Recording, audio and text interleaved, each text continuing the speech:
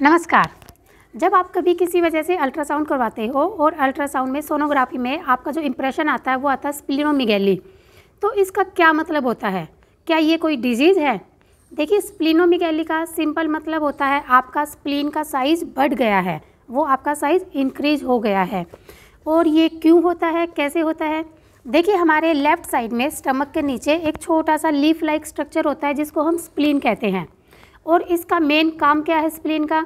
जो आपके ब्लड में जितना भी एक्स्ट्रा कूड़ा कचरा इकट्ठा हो जाता है ना, जैसे कोई फीवर हो गया, मलेरिया फीवर हो गया, टाइफाइड फीवर हो गया, तो अब उस बॉडी में फिर एंटीजन एंटीबॉडी के जो फाइट होते हैं और उसके बाद कुछ कचरा रह जाता है। जैसे कि किसी युद्ध में जब सैनिक मारे जाते हैं तो लास्ट में जो सफाई की जाती है ना वहाँ के क्षेत्र की, उसकी पूरी की, तो वो काम इसी तरह से स्प्लीन करता है।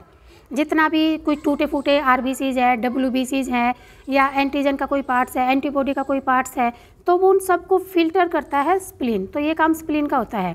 तो अब इस तरह की कोई भी डिजीज़ होगी, मलेरिया फीवर है, टाइफाइड फीवर है, या ब्लड कैंसर है, या पाइल्स है, कई हार्ट डिजीज़ हैं, तो उनमें इसका वर्कलोड बहुत बढ़ जाता है। इसको फिल्टर करने का, इसकी वहाँ की साफ़ सफाई करने का काम ज़्यादा बढ़ जाता है।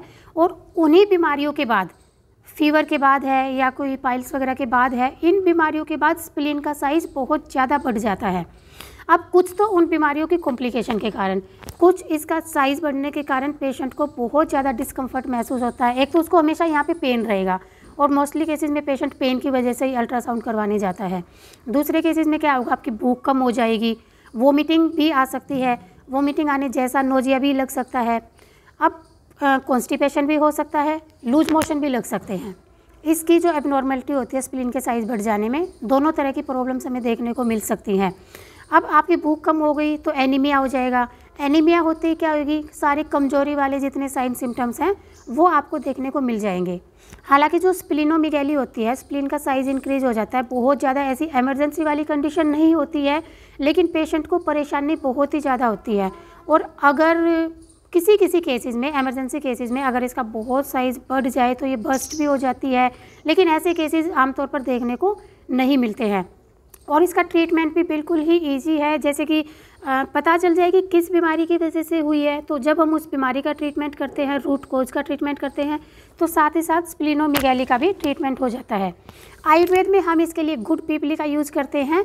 आप और मेडिसिन के साथ भी इसको यूज़ कर सकते हो, लेकिन एक बार डॉक्टर से अच्छी तरह प्रॉपर चेकअप करवा के आप इसको यूज़ कीजिएगा। और भी बहुत सारी मेडिसिन हैं आयुर्वेद में भी जो इसमें दी जा सकती हैं।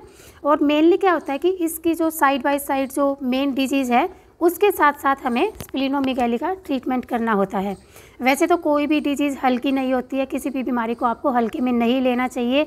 हर एक प्रॉब्लम इतने ही साइन सिम्टम क्रिएट करती है कि पेशेंट बहुत तंग हो जाता है। तो इसको इस तरह से ना देख के कि कोई बड़ी बीमारी है, आप ज़रूर इसका चेकअप करवाइएगा। Thank you.